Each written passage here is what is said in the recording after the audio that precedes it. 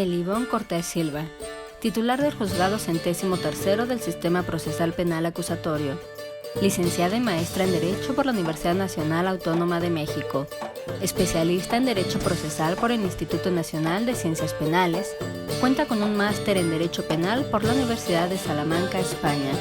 Sus conocimientos del sistema procesal acusatorio son amplios, pues cuenta con una maestría en la materia por el Instituto Nacional de Estudios Superiores en Derecho Penal y 2 diplomados en la Universidad Alberto Hurtado, Santiago de Chile y en la Universidad Panamericana.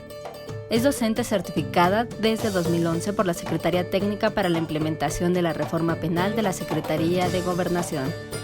Como docente, ha colaborado en instituciones tales como la Universidad Nacional Autónoma de México, Universidad Hispanoamericana, Universidad Olmeca en Villahermosa, Universidad del Valle de México, Instituto de la Judicatura Federal, Procuraduría Federal de Protección al Ambiente, entre otras. Autora del artículo La valoración del uso legítimo de la fuerza en el aseguramiento y detención a cargo de las Fuerzas Armadas en la revista Nova Justitia.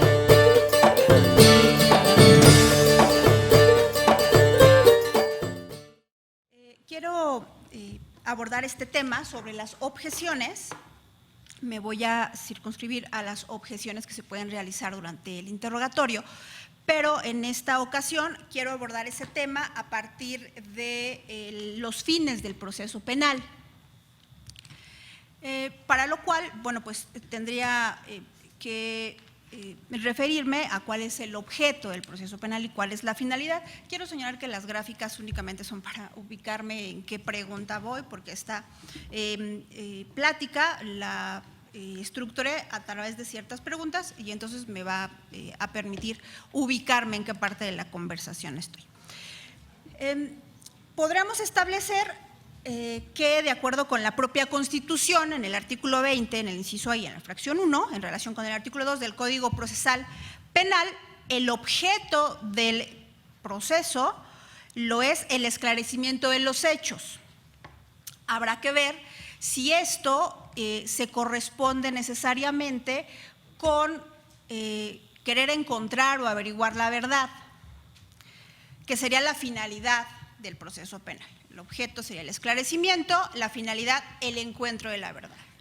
Parecería ser que sí, considerando que los modelos procesales, el acusatorio, que es el que actualmente rige, pues no son otra cosa más que modelos de producción o reproducción de una verdad que se espera encontrar y que por tanto se considera debe corresponderse con la verdad material, con la verdad real.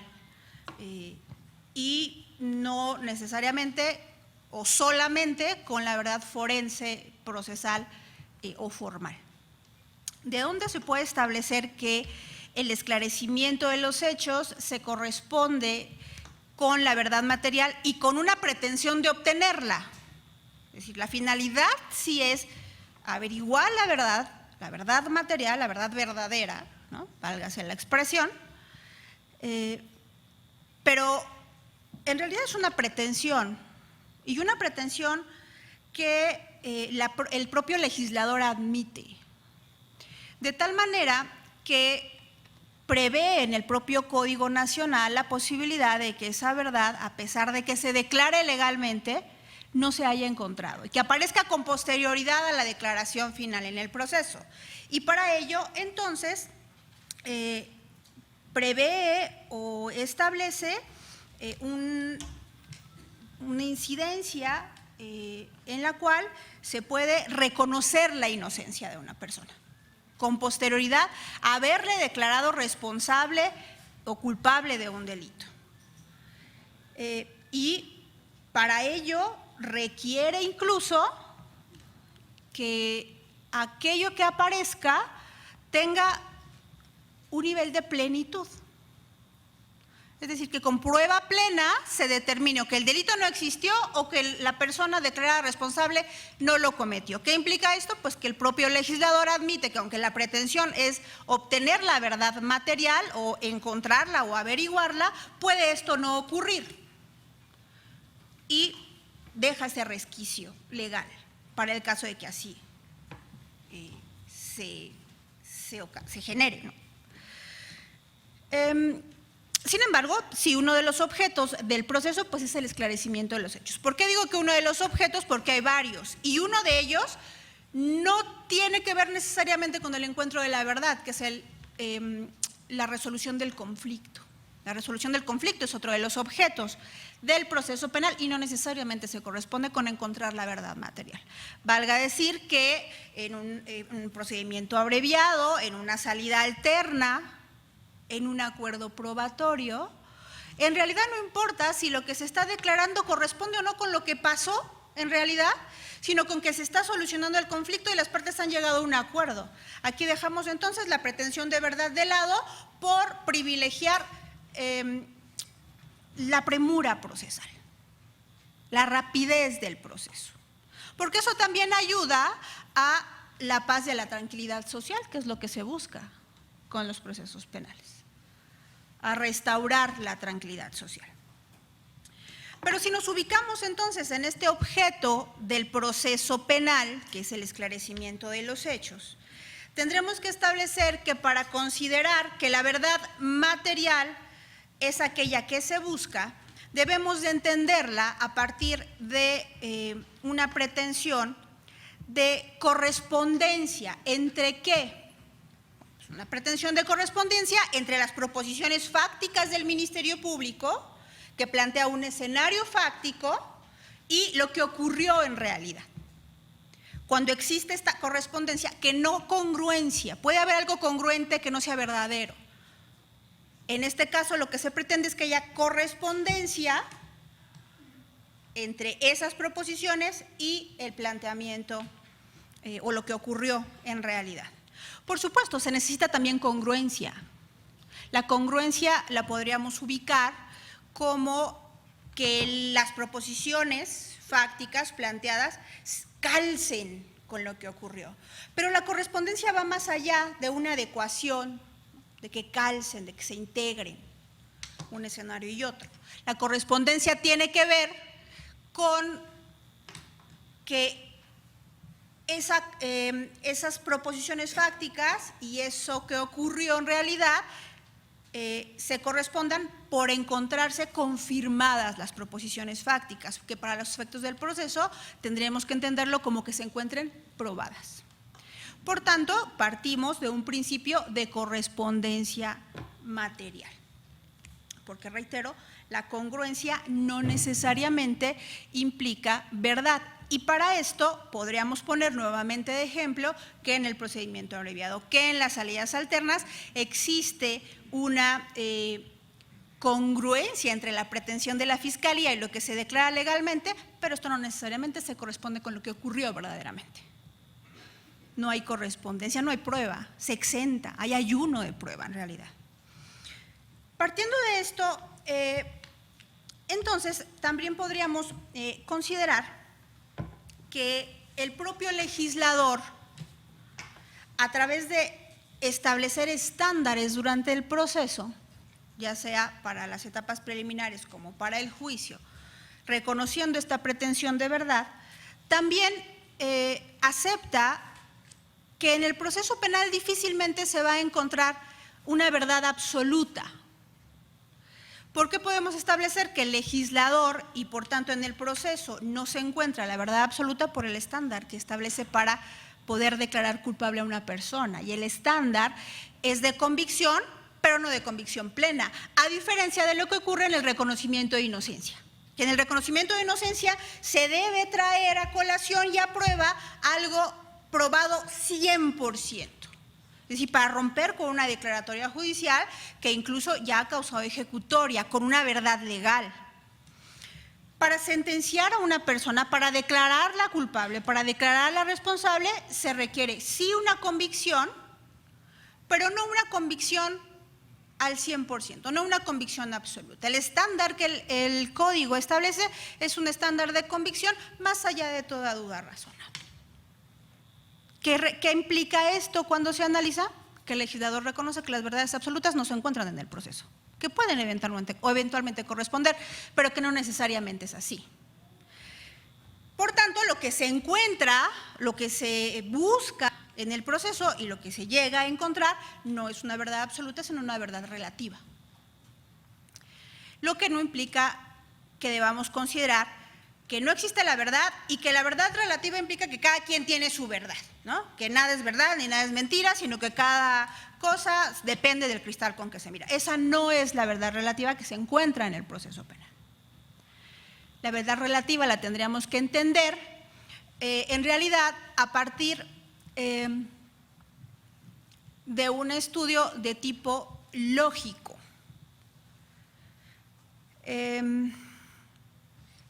Siempre he dicho que este sistema es bello porque parte de algo que todas las personas o casi todas las personas hacemos todos los días, que es razonar, o tendremos que hacerlo. Parte de un principio de razonabilidad, un principio que no está establecido ni en la Constitución ni en el Código Nacional, es el de razonabilidad. Es decir, tenemos que realizar actos de razonamiento y de lógica. A partir de ahí, entonces, la lógica tiene inserto en sus conceptos uno que se corresponde con la verdad alética. ¿Qué es la verdad alética? Una verdad relativa. Una verdad que es la que más se aproxima a lo que verdaderamente ocurrió. Y no por eso implica, entonces, que esta verdad relativa deba considerarse subjetiva o arbitraria. Es decir, que yo, como la verdad no es absoluta, como todo es relativo, el órgano jurisdiccional puede declarar cualquier cosa que se le ocurra como verdad, solo porque es relativa. No, la verdad relativa tiene que ver con que no se puede declarar de forma plena que ocurrió de tal manera, pero sí que es lo más cercano a lo que ocurrió, y de esa manera es que encontramos esta verdad relativa, esta verdad alética, de acuerdo con la lógica, ¿no? La lógica proposicional, que es importante ahora que lo analicemos, que lo tengamos en cuenta.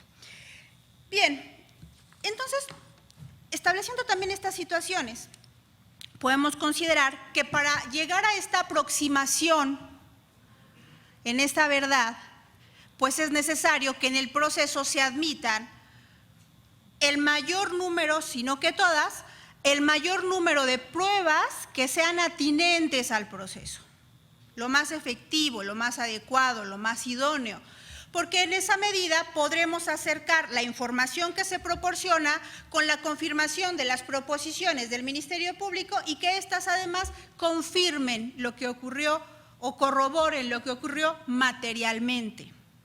En este sentido, entonces, las pruebas pueden acercarnos a esta confirmación no solo por número, por cantidad, sino también por su calidad. Especialmente lo que importa es la calidad en la prueba.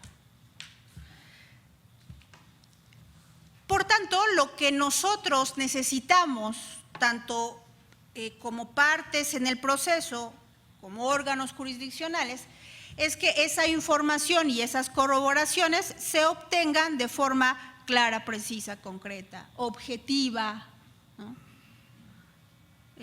Seleccionada, discriminada, en el buen sentido de la discriminación, es decir, de no traer a colación todo lo que puede relacionarse con un hecho, sino solo con aquello que sea la materia del proceso. En este proceso, en este tipo de procedimiento, es básico que ubiquemos, que entendamos cuáles son las materias de cada uno de los procesos, o más bien de cada una de las audiencias y de los actos procesales. Eso es indispensable para el buen éxito de la audiencia, para el buen éxito del debate y de las partes, en todo caso. Vamos a tener entonces por establecido que por probado se entenderá aquello que está confirmado.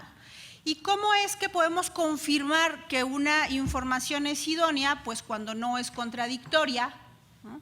Cuando permite realizar conclusiones válidas, ¿no? Porque puede haber mucha información que no me permite hacer una sola conclusión válida. Y además que me acerque de tal manera que sea un límite admisible. Hay pruebas que van generando indicios, pero el indicio no es tal que me acerque efectivamente a lo que se requiere de ese acto procesal, ¿no? Entonces, pues tenemos que esta información, como indico, tiene que ser significativa, no contradictoria y de alta calidad. de alta calidad, especialmente en el juicio. Porque si retrocedemos un poco a audiencias previas, en etapas preliminares, existe información que es idónea para los actos, pero de mala calidad. No porque sea ilegal, no porque sea ilícita, sino porque no está controvertida. En el juicio, por tanto, la información será de alta calidad, porque además de estar corroborada, controvertida, ¿no? La controversia entre las partes, este principio de igualdad que les permite interrogar y contrainterrogar, corroborar la información a través de estrategias o técnicas de litigación, le otorga a esa información una calidad buena. Ya dejó de ser de mala calidad. En la audiencia inicial hay información de mala calidad, y reitero, no porque sea ilegal, no porque sea ilícita, sino porque no está controvertida, normalmente, ¿no? Por tanto, en el juicio, cuando ya hay controversia, interrogatorio, contrainterrogatorio, la información adquiere buena calidad. Pero no solo requiere buena calidad, requiere alta calidad, que me permita desprender esa información conclusiones válidas, conclusiones lógicas, conclusiones significativas, ideales para el proceso que estoy llevando. Que no, en lugar de confirmarlas, muestre que son falsas las proposiciones del Ministerio Público. Eso es terrible cuando ocurre. Y que además que me acercan idealmente a lo que se pretende. Si obtenemos eso, entonces tenemos información no solo de buena, sino de alta calidad, que es lo que se requiere en el juicio. ¿Para qué? Para acercarnos a la verdad. ¿Cómo podemos entonces obtener esta información que nos va a llevar a la verdad? Pues a través del conocimiento. ¿Qué requerimos entonces en el proceso? A través del desahogo de pruebas, a través del testimonio, que en mi consideración es la prueba reina del proceso, porque todo se obtiene a través de un testigo, cualquiera que sea su naturaleza. Conocimiento. Entonces, en este caso podemos establecer que la verdad se obtiene extrayendo el conocimiento que tienen los testigos e ingresándolo al proceso. Tenemos que analizar entonces ahora, de forma muy sencilla, rápida, qué tipos de conocimiento pueden plantearse en un proceso. Si realizamos un análisis somero, rápido, en la literatura, bueno, hay hasta 14 tipos de conocimiento más seguramente, ¿no? Pero en realidad, todos estos conocimientos, epistemológicamente los podemos concretar en tres: un conocimiento intuitivo, un conocimiento de percepción y un conocimiento científico. En estos tres podemos ubicar esos otros 10 o esos otros 11 conocimientos. Tendremos que platicar un poco entonces que el conocimiento de intuición, que es el que en ocasiones se pretende traer al proceso y que es completamente irrelevante para los efectos del mismo, bueno, pues es este conocimiento que todos obtenemos casi de forma automática, ¿no? La intuición es algo natural, ¿no? Connato a las personas, a algunas más, algunas menos. Es un conocimiento casi automático, ¿no? Los hombres tienen ciertas intuiciones, las mujeres tenemos ciertas otras. Hay quien dice que tenemos hasta un sexto sentido, ¿no? Y ahora un séptimo, un octavo, no sé. Pero eso se refleja en ¿qué? En la intuición, en la posibilidad de tener este conocimiento sin raciocinio, sin tener un proceso cognitivo casi de ningún tipo. Es decir, una de las características del conocimiento intuitivo es que no tiene un proceso. Es decir, simplemente aparece, lo sabemos. Es que, ¿por qué? No sé, lo sé. No necesitamos, por tanto, ni análisis, ni argumentación, ni razonabilidad. Simplemente, en algunas ocasiones sabemos por qué una persona está feliz, por qué una persona está triste, si hay peligro, si nos sentimos incómodos con una persona. Eso es la intuición, básicamente. También Este conocimiento se desarrolla cuando aprendemos a reconocer patrones. Cuando algunas personas son expertas en algo, casi en automático pueden resolver problemas. Entonces, la intuición también tiene que ver con la posibilidad de resolver problemas. Los expertos resuelven problemas casi en automático. Eso implica algo contradictorio, pero se considera como una intuición racional. Es decir, de lo que yo ya tengo aprendido, en automático sé que esto que jamás había presentado, yo lo puedo resolver de inmediato. Digamos, por un sentido especial que tengo respecto a ese tema. Este tipo de conocimiento se asocia normalmente con la supervivencia, con la adecuada relación que tenemos con los seres humanos y, reitero, con la solución de problemas o de conflictos. Está caracterizado entonces por ser inconsciente, por ser inmediato, por ser emocional, ¿no? Nosotros cuando actuamos intuitivamente lo hacemos por un sentir, ¿no? No sé por qué lo hago, pero estar con tal persona me incomoda, no me gusta, me hace sentir de tal o cual manera, y en realidad no solo no lo podemos explicar, es que no tiene un reflejo objetivo, lógico, y por tanto es difícil probarlo. En tanto que algo sea difícil de probar, es difícil incorporarlo a un proceso. Por eso de ahí que la información que requerimos es objetiva, precisa, clara, concreta, atinente, etcétera, etcétera. Es un proceso sumamente complejo, aunque nos parezca sencillo. Es decir, cognitivamente la intuición es un proceso no de raciocinio, pero es un proceso sumamente complejo, tan complejo que incluso en la inteligencia artificial, la robótica ha podido reproducir casi todos los procesos mentales del ser humano, pero no el de la intuición, porque es sumamente complejo. Tenemos entonces tres tipos de intuición. La intuición emocional, ¿no?, que es esta que tiene que ver con lo que sentimos en una determinada situación, que no tiene un reflejo y que difícilmente se acepta o se admite solo por excepción en un proceso penal. Explicaré brevemente al final de la presentación.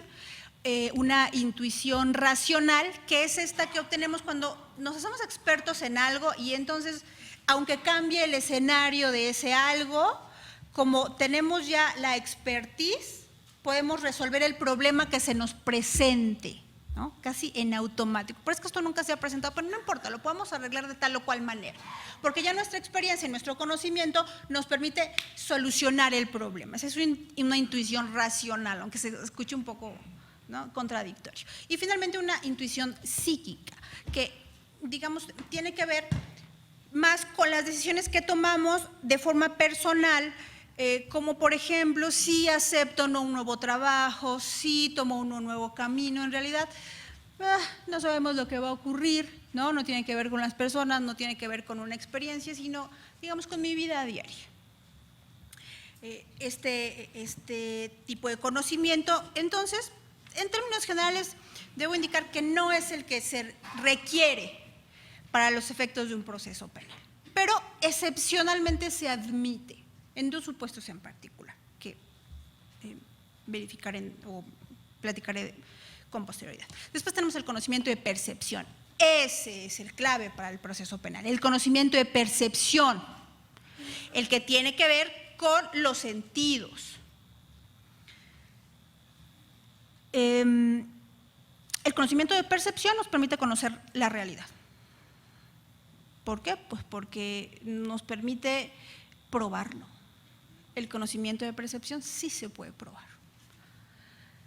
Es entonces, que no tiene que ver con una emoción, sino con una sensibilidad.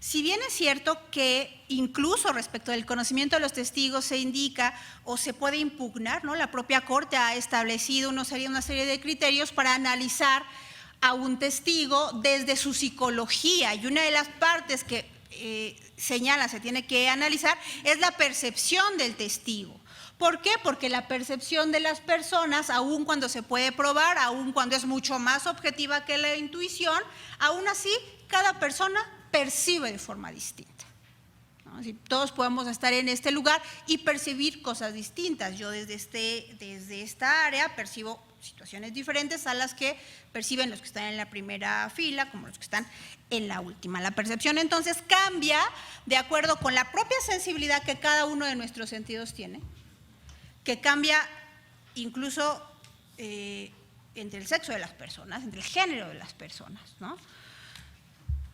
Que cambia por condiciones de salud, por condiciones materiales, ¿no? Todo eso altera o modifica la percepción de una persona incluso en distintos momentos del día. Hay personas que tienen condiciones de salud en las que incluso algún sentido se ve afectado por una condición. Por ejemplo, alguien que tiene fibromialgia, ¿no? Que es que tiene dolor constante, tal vez un toque sencillo le parezca o le genere un dolor extremadamente fuerte, lo que implica que su percepción está alterada. Por tanto, como testigo será impugnable. Claro, si se investiga que esa persona tiene esa condición de salud. Y así varias más, ¿no? El tinnitus, ¿no? El tinnitus, que es un sonido constante que tienen las personas, puede alterar la visión, la percepción, y eso, por supuesto, es importante, aunque no deja de otorgar cierta seguridad. La atención que cada una persona tenga en una determinada situación también es importante. Es decir, una persona en perfectas condiciones puede no percibir todo aquello que podría por desinterés, ¿no?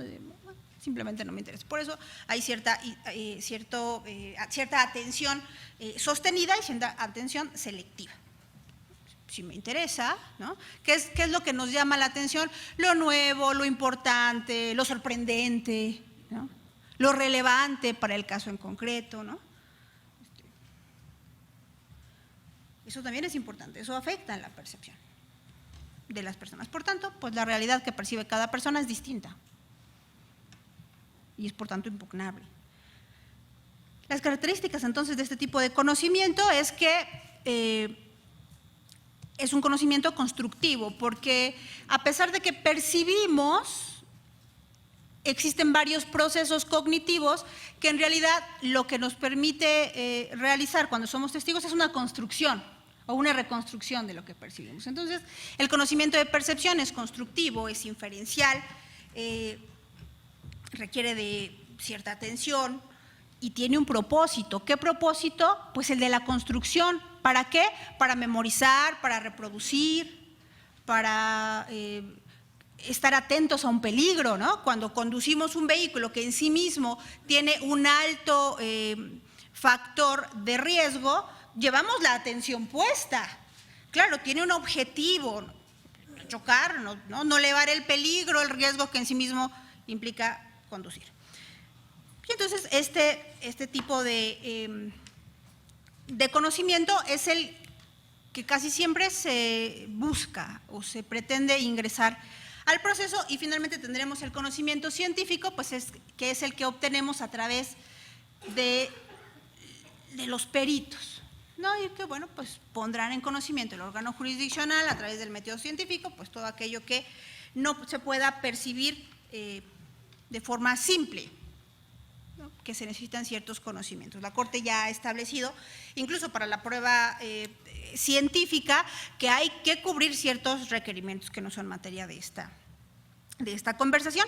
En conclusión, ¿qué podemos establecer que se requiere ingresar al proceso para hallar esa corroboración entre las proposiciones fácticas y las proposiciones materiales? Información pertinente, información idónea. ¿De dónde lo obtenemos? De dos conocimientos, del de percepción y del científico. Esos son los objetivos. Entonces, tendríamos que, ya propiamente tomando el tema, establecer qué se objeta y por qué se objeta, ¿no? Bueno, ¿qué es lo que objetamos? La información impertinente, la información inidónea. Esta información que es una opinión, que no es objetiva, que no es clara, que no es precisa, que no es concreta y que por tanto no es pertinente para los efectos del proceso. ¿Por qué objetamos? Porque esa información específicamente genera dos cuestiones que no son adecuadas para el proceso. Lo empaña, entendiendo por empañar el proceso, se trae a colación situaciones que no son relevantes. Entonces, como que vienen a hacer bulto, ¿no? Esta información en realidad no tiene lugar, no tiene cabida, pero se ingresa al proceso, ¿no? Empaña el proceso, pero especialmente distrae. ¿Y distrae a quién? Al juez. ¿Esto por qué es importante? Hablábamos de que el conocimiento de percepción, que por cierto es un conocimiento que aplica el juez al momento de que preside la audiencia de juicio y percibe el desahogo de los medios de prueba, tiene una característica, que es que requiere ¿qué? Atención. De tal manera que cuando se trae a colación información que le distrae, eso es sumamente perjudicial para las partes. Sumamente perjudicial. Si consideramos que, en términos generales, se ha establecido que la atención de una persona, en promedio, de un adulto, oscila más o menos entre 20 minutos. ¿No? O sea, ya los perdí desde hace 15 minutos ya, ¿no? Claro, hay estudios que le dan, otorgan más tiempo, otros que se van ¿no? a la exageración, o dicen que un pescado tiene más atención que nosotros. Bueno, tampoco. En promedio, 20 minutos, que es el tiempo, digamos que la atención de una persona resulta idónea, tiene que descansar, ¿no? Para que haya esta sinapsis, ¿no? Esta conexión entre neuronas, nos oxigenemos y otra vez. Por tanto, cuando se trae a colación información que no es pertinente, se gasta el tiempo de las partes, pero sobre todo la oportunidad de que el órgano jurisdiccional aprecie la información que es importante para ellos.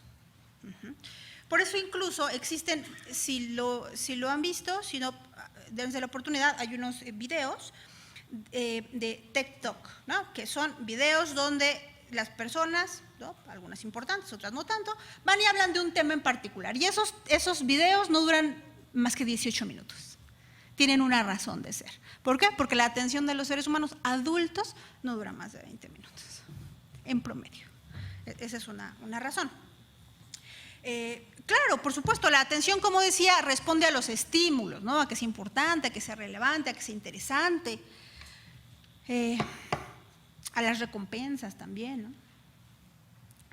A que nos resulte sorprendente, ¿no? Eso puede traer nuevamente la atención de una persona, ¿no? Pero distraer al juez pues expone a las partes a que el juez deje de lado información sumamente importante, ¿no? Sobre todo, bueno, hay interrogatorios que los jueces los percibimos, ¿no? Hablando de eternos, ¿no? Y ya se pierde mucho la información y bueno, está la ventaja de que está la grabación y que se puede, ¿no? Analizar nuevamente, pero no hay nada como el impacto, ¿no? Hay información que es significativa para nosotros y se nos queda de inmediato. Entonces, ¿por qué se objeta? Para no ensuciar el proceso con información impertinente y para no distraer, básicamente. Esta información o esta actividad de las partes se entiende, el código así lo presume, que será idónea, ad hoc, ¿no? El artículo 107 establece que las partes deben actuar con probidad. ¿Qué significa eso? A lo que van, ¿no? No estarse distrayendo en tópicos que no son materia de esa audiencia porque no tiene nada que ver, ¿no? Ahora tendríamos además que considerar para qué se objeta, que es una situación distinta. ¿Para qué objetamos? ¿Por qué objetamos y para qué objetamos? Son situaciones distintas, parecen lo mismo, pero no es igual. ¿Para qué objetamos entonces? Pues para que la información impertinente, para que la información idónea no entre al proceso. Porque igual le convence a alguien. Las partes se exponen a eso. Puede no convencer a un juez, pero puede convencer a otra instancia, puede convencer a otro fuero, siendo información ilegal, violando las reglas del proceso. ¿Qué es la mejor forma de que una parte no se arriesgue a una inadecuada interpretación de la información? Que la información no llegue, no se incorpore, que la persona, que el testigo no la vierta. Para eso se objeta, ¿no? Para evitar que información de baja calidad, ¿no?, pueda convencer. Para eso se objeta, ¿no? También se objeta para que quede registrada la objeción, para el caso de que no resulte procedente la impugnación, para que quede el registro, porque eventualmente, aunque las objeciones no son impugnables en el momento en el que se califican, pues eventualmente pueden ser materia de una impugnación ya del proceso en sí mismo, en contra de la sentencia, por ejemplo, ¿no? Otra razón por la que se objeta, que esto ya tiene que ver con la actuación de cada una de las partes, es para romper la inercia de un muy buen interrogatorio, ¿no? Bueno, hay partes procesales que estiman que eso pues les es muy benéfico, solo que hay que tener cuidado en aquellas figuras procesales que son muy efectivas en otros sistemas, como por ejemplo los de jurado, ¿no? Al jurado sí se le trata de romper la inercia y ya se pierden y ya. Pero el juez sí sabe lo que tiene que conocer y si no lo sabe tiene el video y lo vamos a volver a ver. Es decir, en realidad romperán la inercia, pero digamos no perderemos la información.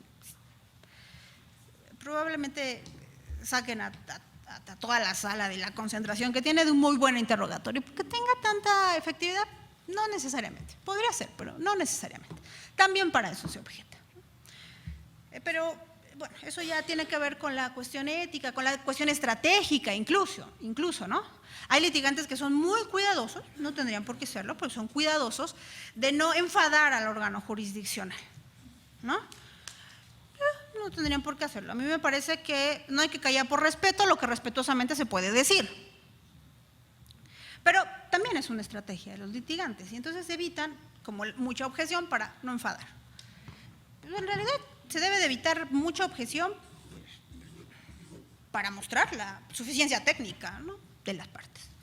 Bueno, ¿qué podemos considerar entonces como objetar? Pues es fácil, ¿no? Lo he repetido 85 veces. Es un mecanismo procesal de protesta, ¿no?, de impugnación, de inconformidad, ¿no?, de oposición, es una protesta verbal. ¿A qué? Pues a que un testigo me traiga información que no nos importa, no me interesa la opinión del señor, lo vio o no lo vio, ¿no?, su opinión, su consideración, su especulación, a mí no me interesa. No me interesa que traiga aquí a colación esas cosas, ¿no? Para eso existe la objeción y eso es la objeción, una protesta verbal, ¿no? Incluso diría que la objeción del interrogatorio es la única que se puede realizar de forma inequívoca, ¿no? Incluso esa es, ¿no?, normalmente la voz que utilizan las partes, objeción de las preguntas. Bueno, ¿cómo tendríamos entonces que realizar una objeción? En muchas de estas situaciones es mi consideración. Esto lo podemos extraer de la ley, ¿no? Propiamente la ley establece que la objeción entonces debe ser oportuna, ¿no?, debe ser pertinente y debe estar fundada. La propia ley establece que la objeción debe de realizarse antes de que el testigo conteste o responda, ¿no?, o emita su respuesta. Aquí hay criterios. El mío es que una cosa es que emita la respuesta y otra cosa es que comience a contestar, ¿no? Hay ocasiones en que la respuesta es tan corta que cuando comienza ya terminó, ¿no? Dijo usted que el carro era azul, ¿verdad? ¿Verdad que sí? Sí.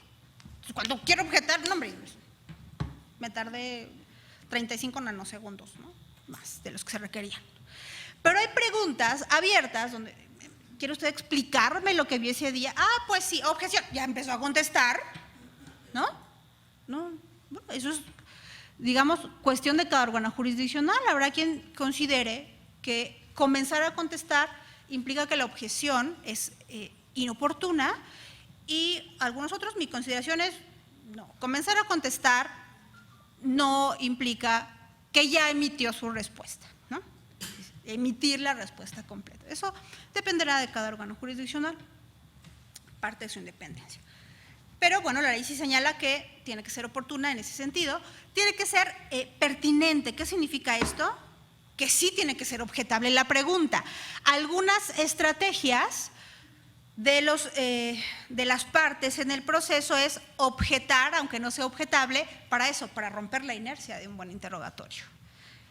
Entonces, preguntan en un contrainterrogatorio, dijo usted que el carro era azul, ¿verdad? Sí, objeción. Razón de la objeción, sugestiva, es un contrainterrogatorio. Y entonces, en realidad no es objetable, ¿no? Digamos, solo fue una estrategia. Tiene que ser pertinente. Y además tiene que estar fundada, es decir, se tiene que indicar cuál es el vicio. Aquí también hay una cuestión importante que hay que tomar en consideración. El fundamento tiene que ver con cuál es el vicio o la causa. En realidad no existe un dispositivo, un artículo que obligue a las partes a que al momento de objetar tengan que señalar la razón de la objeción y no su justificación. No lo hay, ¿no? La razón de la objeción la podríamos identificar con eso, invocar el vicio, decir la causa. Es impertinente, es irrelevante, es conclusiva, es ambigua, es argumentativa, es conclusiva, es sugestiva. Justificar la objeción implica dar cuenta de por qué se genera el vicio. Objeción, ya lo señaló. En lugar de decir que es repetitiva, la parte dice objeción. Lo ha manifestado 5 veces. Aquí puse algunos ejemplos. El abogado declara, ¿no? Objeción, el abogado declara, en vez de decir objeción argumentativa. No se entiende el sentido de la pregunta, en vez de decir que es ambigua. El testigo no dijo eso, en vez de señalar que es impertinente porque tergiversa la información, ¿no? Y así podemos, ¿no? Objeción, amenaza al testigo, en lugar de decir que está coaccionándolo. En realidad, como les indico, no hay un artículo que obligue a las partes a tener una u otra postura. ¿Cuál es la mía? La mía es que las partes tienen que dar la razón de la objeción. Y alguna vez un litigante me decía, pero no hay nada que en el código usted le faculte a pedirme eso. Y efectivamente no. ¿Cuál es mi consideración? Que eso da seguridad jurídica especialmente a las partes, especialmente para sus impugnaciones. ¿Por qué? Porque decíamos, en términos del artículo 107, que se presume que las partes deben de tener intervenciones probas, es decir, planteamientos idóneos. ¿Cómo es que las partes hacen un planteamiento idóneo conociendo la ley? Si la ley no se conoce, no se pueden plantear cosas adecuadas, ¿no? El debate no avanza. ¿Por qué? Pues porque las partes no conocen, ¿no? En ocasiones los jueces nos encontramos con una petición en la que se está refiriendo a una medida cautelar y se argumenta algo relacionado con una suspensión condicional, ¿no? Como ejemplo. ¿Qué me muestra eso?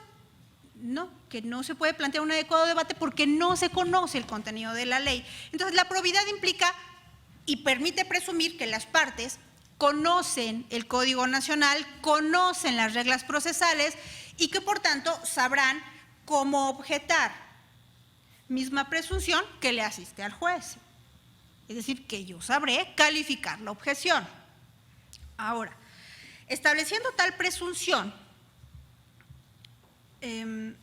lo que tenemos que estimar es que esta seguridad o esta certeza jurídica, al decir la razón o hacer referencia al vicio que causa la objeción, les da una seguridad porque ustedes tendrían que pensar que al momento en el que objetan, objeción impertinente, objeción irrelevante, objeción argumentativa, Yo debo de saber lo que es impertinente, lo que es irrelevante, lo que es argumentativo, lo que es sugestivo, lo que está compuesto.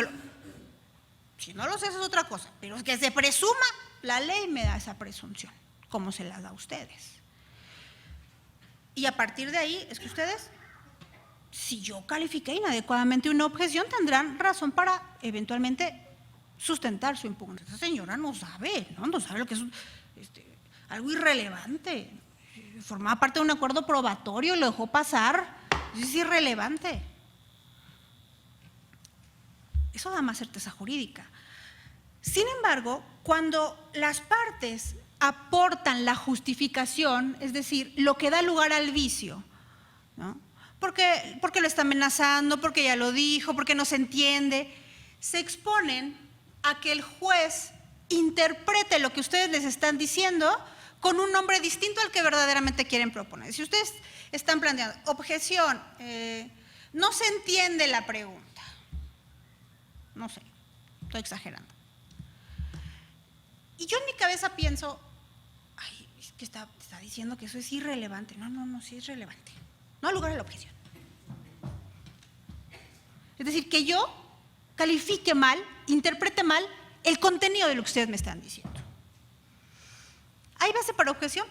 ¿Pueden objetarlo? Sí. ¿Que haya base objetiva? No, porque en realidad no hay un sustento, digamos, objetivo. Yo le dije a esta señora que eso era, formaba parte de un acuerdo, etcétera, etcétera, y lo interpretó como que no al lugar. Pero en realidad no necesariamente habría base para que o la superioridad o un fuero distinto analizara si fue adecuada o no mi actuación al momento de calificar, porque fue una interpretación. Y en la interpretación, pues hay pocas cosas objetivas. Digamos, ese es el sustento. Ahora, o esa es la razón por la cual yo requiero siempre que me digan la razón de la objeción. Yo tengo obligación de saber cuáles son las razones para objetar, pero no tengo la obligación de adivinar lo que están queriendo decirme. Esa sí no es mi obligación. Y no genera seguridad, ¿no? Además, el artículo 372 del Código Nacional establece que la objeción debe estar fundada, ¿no? Entonces, de ahí podemos ubicar un poco que lo que se requiere es que se identifique cuál es el vicio y no de dónde proviene, que es la justificación. Esa es mi consideración, pero reitero, dependerá de cada órgano jurisdiccional. Esta es mi razón.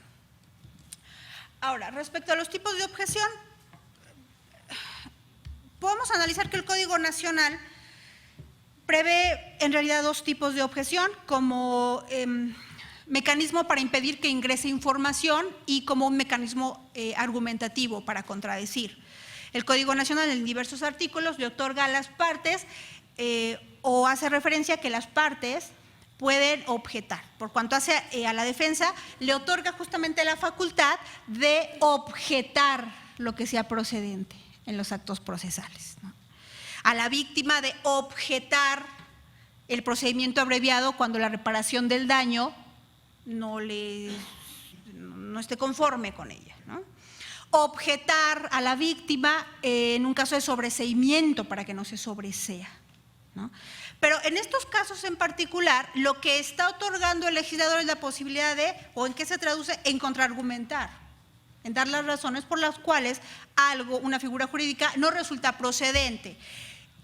Es decir, si deja que se vierta todo el argumento por la contraparte y entonces, en mi oportunidad, yo le digo al órgano jurisdiccional por qué no debe de producirse o otorgarse más bien la petición. En eso consiste la objeción, es una objeción argumentativa, ¿no? Una protesta, pero con argumentos. Y no es que se impida incorporar la información. También prevé específicamente la objeción del interrogatorio, y ese sí tiene por objeto, como ya señalé y no abundaré más, en que impedir que se ingrese información. Digamos, son las dos formas que yo advierto que la ley prevé como materia de objeción. Entonces, en realidad, aunque suele ocurrir en algunas ocasiones, no es que las partes, mientras la otra parte está realizando su argumento, para que no lo termine, ¿no?, dice, objeción. No, espéreme tantito porque usted va a tener su oportunidad. ¿Para qué? Pues para decirme, lo que te dijo no le hagas caso. No, eso no es procedente, no es pertinente, no es materia del debate. Eso ya pasó, lo que haya sido, ¿no? Porque en realidad esa información únicamente tiene por objeto pues que se emita una determinación en particular. Bien, que ya específicamente respecto a la figura de objeción, ¿qué es lo que recoge expresamente el Código Nacional? Lo encontramos, digamos, el sistema, si es que le podemos llamar así, el sistema de objeciones, lo recoge el Código Nacional en los artículos 373 y 374, y en este se establece, bueno, pues como pretensión, lo que ya indicamos, que no se incorpore información que no sea atinente a los fines del proceso, ¿no? Y por tanto que se corrobore a través de diversas, a través del interrogatorio, y que se obtengan diversos tipos de conocimiento. El artículo 373 establece las reglas para interrogar y dice aquellas preguntas que podrán ser objetables, impugnables, básicamente.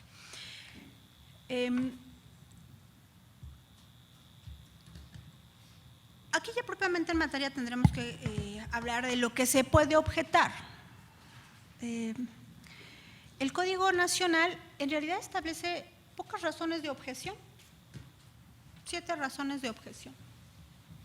8 si consideran las compuestas, que no viene como razón para objetar, pero dice que las preguntas deben referirse a un hecho en particular. Entonces, ¿qué quiere decir? Que son objetables las preguntas compuestas. Pero específicamente hace referencia a estas razones para objetar. Procesalmente, ¿qué tratan de impedir estas objeciones? Que se intimide al testigo, que se le lleve a error o que se dilate el proceso, ¿no? No queremos eso. Porque intimidar al testigo, hacerlo caer en error, ¿qué afecta? El conocimiento. Aunque un testigo tenga un real conocimiento de algo, si está intimidado, si se le hace caer en error, en realidad no está diciendo lo que sabe.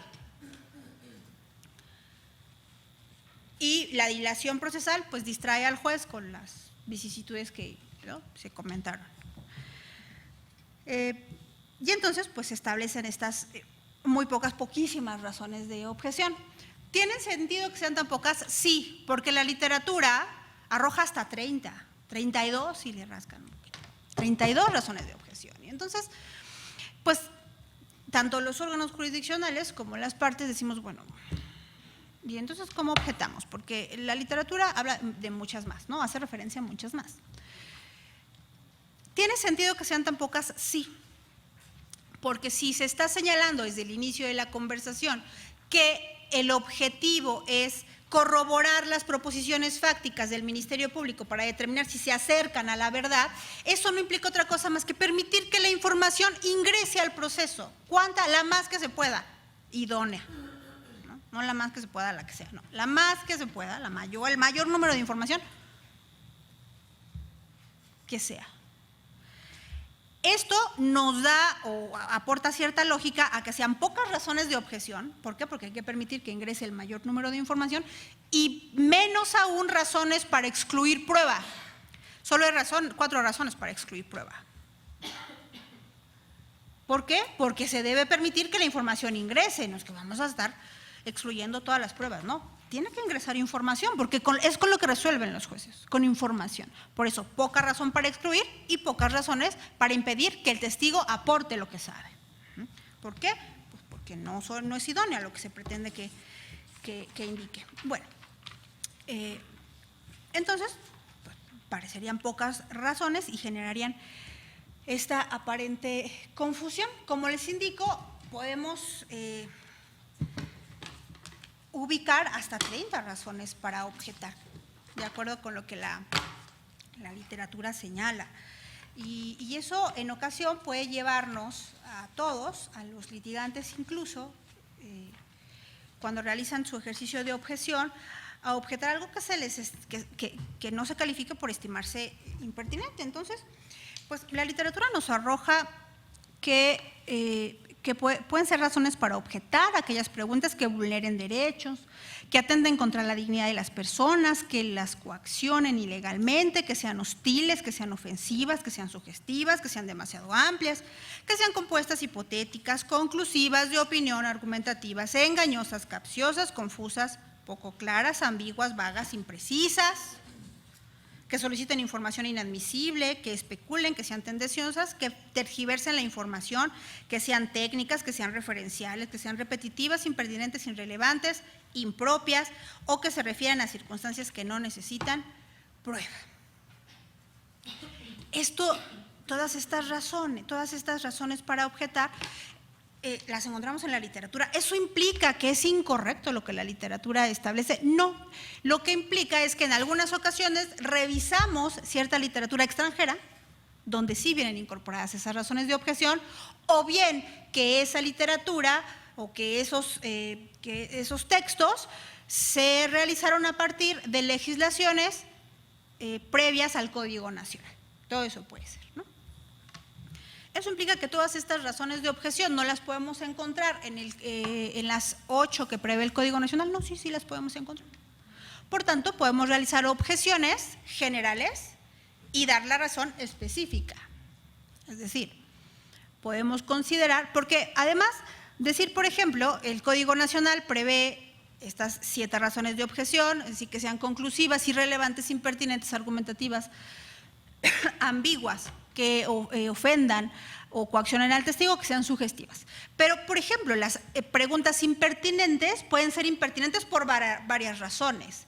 Puede haber impertinencia por no tener relación con los hechos, puede haber impertinencia por estar fuera de alcance, puede haber impertinencia por tratarse de información tergiversada, puede haber impertinencia por pedir información privilegiada. Es decir, todas estas razones que en ocasiones o casi siempre encontramos en la literatura perfectamente pueden ser ingresadas a las razones que el Código Nacional previó. Esta misma literatura hace referencia a estas razones de objeción de forma indistinta o como sinónimos, que es ahí donde empieza la complicación. Y en algunas variantes que vale la pena analizar un poco. Podemos establecer entonces, como ya les indicaba, que procesalmente las razones de objeción pretenden evitar la intimidación del testigo y para esto se considera que intimidan al testigo aquellas preguntas que vulneran derechos de las personas, que atentan contra su dignidad. Y se hace esta diferencia en muchas ocasiones porque no todas las preguntas que vulneran derechos atentan contra la dignidad de la persona. De forma general, ¿no? Hay quien dice, no, pero es que la dignidad es el maxi derecho. La dignidad está en todo. Sí, pero digamos, no siempre, ¿no? No es lo mismo preguntarle a una persona que es víctima de un delito sexual sobre sus antecedentes sexuales que preguntarle a una persona si mató a otra. Claro, por supuesto, ¿no? Violar su derecho a la presunción de inocencia y eso también viola la dignidad. Sí, pero digamos, haciendo esta distinción podemos ubicar ahí estas situaciones. Las preguntas que también intimidan al testigo, pues por supuesto son aquellas que coaccionan ilegalmente, porque hay coacciones legales. Recuerde usted que está protestado. Eso es una coacción legal, ¿no? Ay de usted si miente. ¿No? Recuerda que el juez le indicó que, ¿no?, declarar falsamente ante una autoridad como es esta que es la judicial le puede reparar. Eso es por supuesto que es una coacción, ¿no? Pero lo que se sanciona es la coacción ilegal, ¿no? Como el ejemplo que ponemos ahí, ¿no? ¿Sabe usted que se dice que en este caso está relacionado a la familia michoacana? Chécale lo que vas a decir, ¿no? ¿Sabe usted que la delincuencia organizada no perdona a los delatores? Oiga, objeción, ¿no? ¿Qué pasa cuando se permiten estas preguntas? Se afecta el conocimiento de percepción, ¿por qué? Porque se activa la intuición y la supervivencia. Yo no quiero que me maten. Yo no voy, no, ¿recuerda usted? No recuerdo nada. No, yo no recuerdo nada. Entonces, ¿qué se trata de evitar? Pues que entre en automático el cerebro reptiliano, ¿no? Ese que nos permite sobrevivir. Para eso se evitan este tipo de preguntas. Existen también las preguntas hostiles, que hay quien dice, pues es que las que coaccionan también son hostiles. Sí, podría ser, pero también podemos ubicar como diferencia que las preguntas hostiles son aquellas que, sin ser ilegales, son provocativas. Es decir, no insultan, pero provocan, ¿no? Es decir, no son amigables, ¿no? Como el ejemplito que ponemos ahí, ¿no? Dijo usted que era sacerdote, ¿no es así? Sí. ¿Por qué tendremos que creerle estando el clero tan desprestigiado actualmente? Es decir, no le estamos diciendo ninguna mala palabra, no, pero le estamos provocando. ¿Por qué le tenemos que creer a usted? ¿Usted qué? En tanto que las preguntas ofensivas se refieren a una agresión en lo personal, ¿no? Es decir, tampoco son ilegales, pero agreden al testigo, ¿no? Usted ha declarado que tiene un padecimiento mental, ¿no es así? Sí. Que por ello no tiene casi amigos, sí. Porque piensan que está loco, sí. ¿Por qué tendremos que creerle si es usted un loco? Agredir a la persona, ya no es que forme parte, ¿no?, de un lugar, digamos, de una situación de religión. Usted, ¿no? Usted es un loco. No sé si me explico aquí, digamos. Hay quien probablemente no quiera meterse en estas complicaciones, pero en ocasiones vale la pena, digamos, proponer alguna distinción que se pueda ubicar. Luego tenemos las preguntas sugestivas, que solo son objetables en el interrogatorio directo, porque debemos recordar que las preguntas sugestivas abonan a la finalidad del contrainterrogatorio. ¿Cuál es la finalidad del contrainterrogatorio? No es traer información, es corroborarla, controvertirla, corregirla, evidenciarla, hacer patente una contradicción, no traer información. Y el directo tiene por objeto traer información. ¿Información cuál? La idónea. Entonces, bueno, tenemos también que existen preguntas que llevan al error a la persona por ser demasiado amplias. Aquí no hay mucho que explicar, ¿no? En unas se hacen 25, está bien que hay que tener rapidez procesal, pero no es necesario, ¿no? Entonces, no se entiende, ¿no? Esto lleva al error porque el testigo se queda como, perdón. Cuando llegó usted al lugar, la luz estaba prendida y los empleados estaban trabajando en los pendientes de la semana y por ello no se dieron cuenta de que se metió directamente a su oficina sin saludar a nadie. Y el testigo dice, ¿qué le contesto? Que sí estaba ahí, que sí estaba la luz prendida, que sí vimos que no se metió, que sí estaba con los pendientes, ¿no? Porque no puedo contestar sí o no, ¿no? Entonces puede ser que la luz estaba prendida, pero no estaba con los pendientes, ¿no? Estaba en el YouTube o en el Face, ¿no? Entonces, ¿cómo le contesto? Afecta, entonces puede hacer caer en error, porque si me contesta que sí, porque la luz estaba prendida, pero resulta que no estaba en el pendiente, hace caer al error al testigo. No hay mucho que explicar ahí. Las preguntas compuestas, que en realidad son una vertiente, ¿no? Hay quien dice, es que la demasiado amplia es mucho más grande que la compuesta. Pues sí, por eso puse ahí un ejemplo. ¿Usted vio que había alguien por la calle corriendo mientras llovía? ¿Qué le contesto? Que sí estaba en la calle, que sí estaba lloviendo, que sí estaba corriendo. No es tan amplia, pero igual ingresa varias partes, ¿no?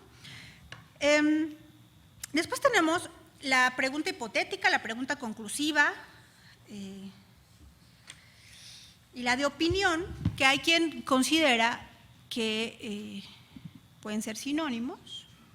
A mí me parece que no es así, no necesariamente. La pregunta hipotética es aquella en la que se le pide al testigo que valide una hipótesis que no tiene posibilidad de validar, porque no tiene conocimiento técnico para ello. Se le pone un escenario como para que nos diga si eso es viable o no, y esta persona no tiene posibilidad, ¿no? Como por ejemplo, ¿considera usted que de haberle aplicado maniobras de RCP desde que llegó el paramédico se hubiera salvado? Pues si es un testigo lego, es decir, digamos un hijo de vecino, y no ha dicho que ha estudiado para, digamos, estas cuestiones de maniobras y saber qué tan efectivas o no son, es decir, cualquier persona que vio el hecho, pues la objeción es objeción conclusiva por hipotética. Aquí el problema es que la tendríamos que ubicar de acuerdo con las razones del Código Nacional como conclusiva, ¿no? Y específicamente porque es hipotética, pero en realidad no es conclusiva, ahora vamos a ver, pero la tendríamos que ubicar así, ¿no? Las preguntas conclusivas son aquellas en las cuales se le pide al testigo que realice una inferencia, que tampoco puede realizar, ¿no? Es decir, no que valide una hipótesis, sino que nos concluya algo, que nos dé una conclusión. Después de la pelea, José presentaba una fractura de fémur. Le estamos pidiendo que nos dé una conclusión. Pues algo que sea un paramédico o un médico, si es un testigo lego, digamos, cualquier otra persona, no puede concluir, eso es una conclusión. No sé, yo le vi su bracito desconchavadito, pero no sé si estaba fracturado, si se le durmió, si era el fémur, no sé. Entonces, digamos, para mí, ahí no le está, el abogado no le está pidiendo que valide una hipótesis, le está diciendo que concluya. Oiga, esto es lo que finalmente pasó, en esto terminó la cuestión, que es distinto a lo hipotético. Aquí, en el caso de la pregunta hipotética, la objeción tendría que ser conclusiva, porque esa es la razón que nos inserta el código. Las preguntas hipotéticas no están expresamente contenidas, pero si hay esta diferencia, tendremos que ir conclusiva por hipotética, ¿no? Digamos, para dar la razón específica. No es necesario, pero si queremos ser un poco más precisos. Después tenemos las preguntas de opinión. En estas, lo que se le pide al testigo es que haga una valoración, ¿no? Que nos dé su consideración. ¿Qué piensa? Lo traemos al proceso para que nos diga su opinión. Siendo tan caros los procesos, lo traemos para que nos diga su opinión, porque nos hacen falta muchas opiniones. Por supuesto. ¿Qué le pedimos? Que nos dé su conocimiento de intuición. Eso no nos importa, salvo que sea un testigo con conocimientos especiales, ¿no? Y entonces, por eso, una pregunta de opinión. Ustedes de inmediato, los litigantes la van a ubicar porque puede ser estructurada con cualquiera de esas voces, por eso las pusimos completas. ¿Le parece correcto, creíble, posible, adecuado que el niño fuera solo por la calle? En cuanto empiecen a escuchar alguna de esas palabras, esperan a que termine la pregunta y objetan. No nos interesa si considera, estima pertinente, le parece adecuado, no nos importa, eso no nos interesa, ¿no? Porque para la adecuación se supone que están los jueces, en principio.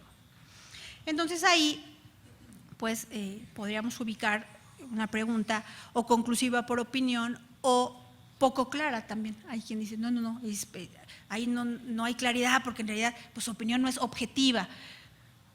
Podemos ubicarla en ese contexto. Después tenemos las preguntas argumentativas. Aquí hay varias. Las argumentativas, las engañosas, las capciosas, las confusas, las poco claras, las ambiguas, las vagas y las imprecisas, que en ocasiones se consideran sinónimos, pero no lo son. Las preguntas argumentativas, en realidad no hay pregunta. Ahí no hay pregunta. El abogado está declarando, ¿no? Está haciendo sus conclusiones. Y un abogado puede concluir, por supuesto, pero no en un interrogatorio. Una pregunta argumentativa es donde ustedes pueden advertir que el abogado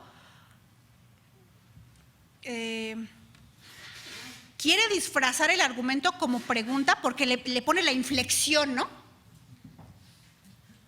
Pero en realidad ahí hay un argumento, ¿no?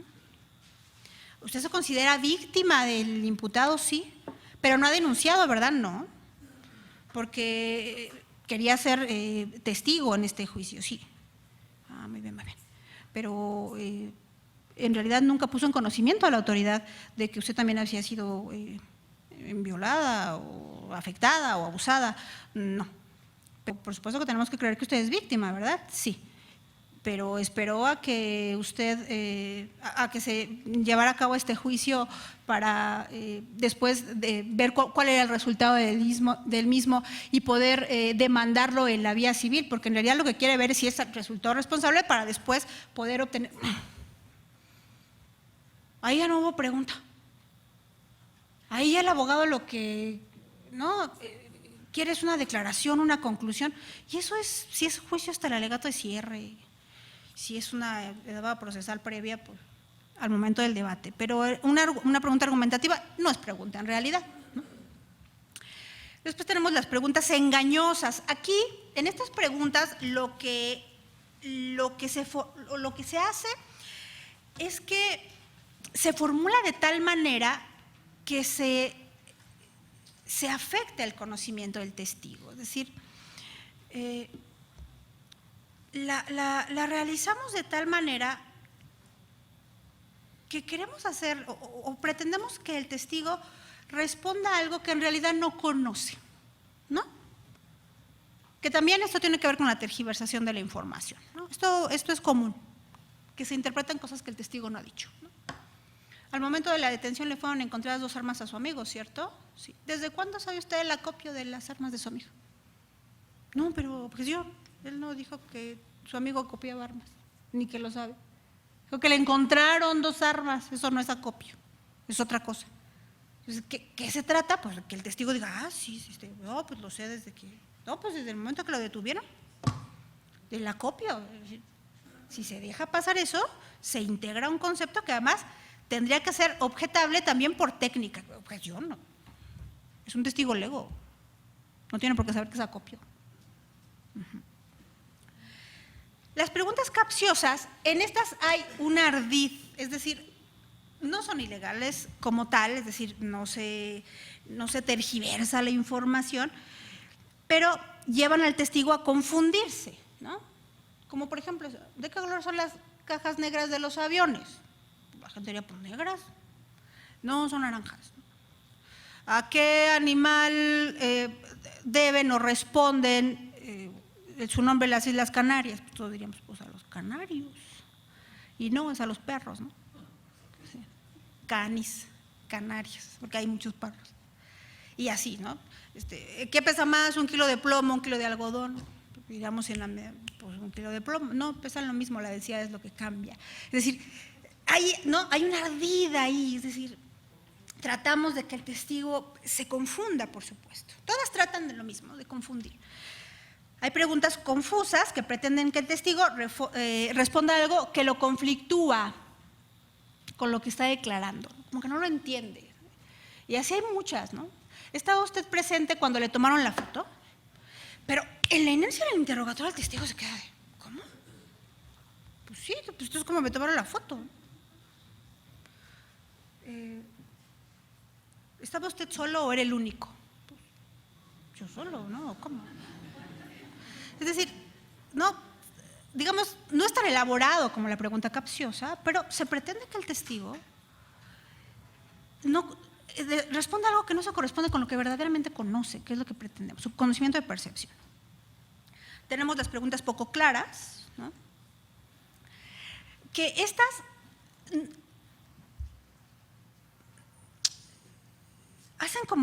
se hacen de tal manera que para algunos testigos hay que tener en cuenta mucho quién es el testigo, ¿no? Para algunos testigos resultan incomprensibles. Para otros no, para otros sería sumamente clara la pregunta, pero para otros no, y hay que tener cuidado con el tipo de testigo. Como esa, ¿no? Lo miró usted en la lontananza, ¿no? Se percató del hecho en el ocaso. Cuando lo que le quieren preguntar es, ¿lo veo a lo lejos? ¿Era por la tarde? Hay testigos que no van a saber responder o que van a confundirse, ¿no? ¿Por qué? Porque no conocen el concepto. Y eso va a ser poco claro para ellos. También tenemos que tomar en consideración el tipo de testigo. Tenemos las preguntas ambiguas, que estas básicamente confunden o permiten que se confunda la interpretación. Si se puede dar muchas interpretaciones, ¿no? Como esa. Cuando usted despertó estaba crudo. Pudiendo decir, ¿tiene usted resaca? No sé. Puede haber. Sobre todo hay que tomar en consideración y hay que ser sumamente cuidadosos cuando el testigo es extranjero. Cuando el testigo es extranjero y aún cuando en su país se hable castellano, español, no sé, hay variantes lingüísticas que son importantes, ¿no? Hay palabras que aquí son perfectamente correctas y en otros países son hasta groserías. Entonces hay que tener mucho cuidado cuando nuestro testigo sea extranjero. Y no me refiero a que hable otro idioma, sino que hable el mismo idioma, pero que haya estas variantes lingüísticas. ¿No? Bueno, tenemos las preguntas vagas y las preguntas imprecisas. Estas, yo puedo ubicar la diferencia en que la pregunta vaga, la vaguedad se desprende de la calidad de un concepto. en tanto que la imprecisión tiene que ver con una ubicación temporal o una delimitación del lugar, ¿no? Como por ejemplo, ¿cómo se sentía? Ahí, digamos, ¿cómo me sentía de qué? ¿Cómo me sentía moralmente? ¿Cómo me sentía físicamente? ¿Cómo me sentía anímicamente? Es decir, el testigo no puede contestar con la certeza de que lo está haciendo bien, porque en realidad puede haber muchas variantes, ¿no? Es vago lo que se le está preguntando. En tanto que las preguntas imprecisas no están delimitadas.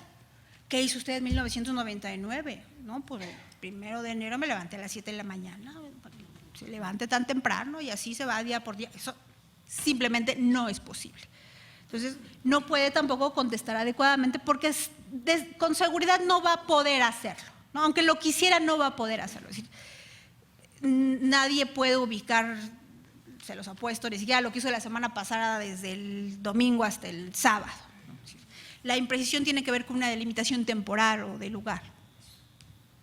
Bueno, tenemos también las preguntas que solicitan, en este caso, información y que por tanto es inadmisible. En este caso, la información que se puede obtener seguramente sí sería una información idónea, pero no atinente al proceso, porque el proceso requiere información de alta calidad y la alta calidad no se obtiene con prueba ilícita. Por tanto, aunque nos pueda decir maravillas, ¿no? Casi nos resuelve el asunto. Si es información privilegiada, no se puede traer al proceso sin una liberación. Y si es dato personal, menos. Entonces, se puede obtener información inadmisible o se puede pretender información inadmisible por ser incriminatoria, ¿no? Básicamente con los imputados o con los acusados, o por ser información privilegiada, el secreto profesional, ¿no? Los secretos de seguridad nacional o de seguridad industrial también, por ejemplo, ¿no? La prevalencia que tienen los parientes, los amigos, ¿no? Que es una variante de la no autoincriminación, ¿no? Referida a mi gente más cercana, a la que no se le puede exigir un actuar distinto, porque yo tendría que, digamos, aportar información para que un hijo, un hermano o un padre sea incriminado. Es una vertiente de la autoincriminación, una ampliación de ella. También están las preguntas especulativas, donde se invita al testigo a que presuma algo, a que lo adivine. No le consta, pero a ver, platíquenos. Otra vez le pedimos su opinión, su consideración. Díganos qué piensa, ¿no? No tenemos nada mejor que hacer que saber su opinión. Que en realidad esto no se necesita mucho. Los testigos en muchas ocasiones les gusta declarar mucho más de lo que se les pregunta. Se dice falsamente que a las personas no les gusta declarar, pero ya que están sentados ahí, ya que se les pasó el terror, ya se agarran de su ronco pecho, ¿no? Pero no se necesita toda la información que ellos puedan dar, no es idóneo. Entonces se le permite o se le pide ahí que especule, que dé por hecho ciertas cosas, ¿no? Como esto. Dice usted que vio a Jorge muy molesto, ¿no es cierto? Sí. Tanto como para matar a cualquiera que se le cruzara en el camino. No sé. Pero seguramente ese testigo dirá, uy, sí. Pero en realidad no le consta, no es algo que se pueda derivar de su conocimiento. Lo que se puede derivar de su conocimiento es que lo vio muy enojado, ¿no? ¿Por qué lo vio muy enojado? Porque sacaba espuma por la boca, porque se le volteaban los ojos. Algo objetivo, pero tanto como para que eso, ¿no?, le llevara a matar a alguien, pues no. Se le pide que especule, que adivine, que traiga a colación algo que no es certero, que no es ad hoc. Las preguntas tendenciosas, en estas, en realidad, el interrogador, el abogado, en ellas pretende que el testigo tenga una inclinación viciosa, inadecuada, incorrecta, que rompa la imparcialidad que le es propia, y eso puede echar a perder todo su testimonio. ¿Por qué? Porque, ¿qué es una tendencia? Pues algo hacia lo que me inclino, ¿no? Yo tengo tendencia de usar negro, yo tengo tendencia de caminar mucho, yo tengo tendencia de comer mucho pan, yo tengo tendencia de… ¿Qué hago cuando tengo una tendencia? Me inclino. ¿Qué se pretende, por supuesto? ¿Qué se pretende de un testigo? Que que sea imparcial. Por supuesto, se entiende que cada una de las partes trae a su mejor testigo, aquel que le es ad hoc, ¿no? Que no solo es congruente, coherente, sino que se corresponde con su estrategia. Claro, eso se entiende. Pero cuando hay indicadores que permiten considerar expresamente que se rompe esta imparcialidad, al menos procesal, pues eso afecta al testigo, ¿no? Y entonces, por esta inclinación viciosa. Los padres que se preocupan por sus hijas deberían evitar que anden solas por la calle, les deberían permitir salir a las 10 de la noche. ¿Nos importa? ¿Es relevante? No. Lo que estamos ahí buscando es que el testigo muestre un sesgo, ¿no? Un sesgo en su testimonio. ¿Ves cómo si quieres afectar a la persona? ¿Ves cómo si quieres abonar ¿no? a la víctima? Mostrar ahí que tiene una tendencia en particular, que no ha sido probada objetivamente, con pruebas ad hoc. También se puede tergiversar la información, ¿no? Como en el caso o en el ejemplo que poníamos respecto a, dijo que le encontraron 2 armas y lo siguiente que se le pregunta es si, ¿desde cuándo sabía del acopio? No, pues yo no dije acopio, dije 2. No sé si soy acopio, pero yo no dije eso, ¿no? Entonces ahí, eso es frecuente, que se ponga en boca de los testigos información que no virtió, ¿no? Como que es una libre interpretación del interrogador y ahí puede haber sesgos en la información. Las preguntas técnicas también son objetables cuando el testigo no es un testigo con conocimientos especiales o testigo experto, ¿no? Sale de su ámbito, ¿no? Bueno, también existen preguntas que dilatan el proceso porque son referenciales o estos testigos de oídas. En realidad no nos está… Esta información es información vicarial, ¿no? Es decir, se conoció, se obtuvo a través de un tercero, ¿no? El que le contó, el que le dijo que vio, y no es idóneo. ¿Por qué? Porque en realidad, fíjense, aunque tenga relación con los hechos, no es pertinente, no es idónea, ¿no? No cumple los requisitos de ley. Claro, hay excepciones, porque no siempre un testigo de oídas se entendía como que se lo dijo un tercero, puede no ser admisible, ¿no? Hay supuestos poco explorados.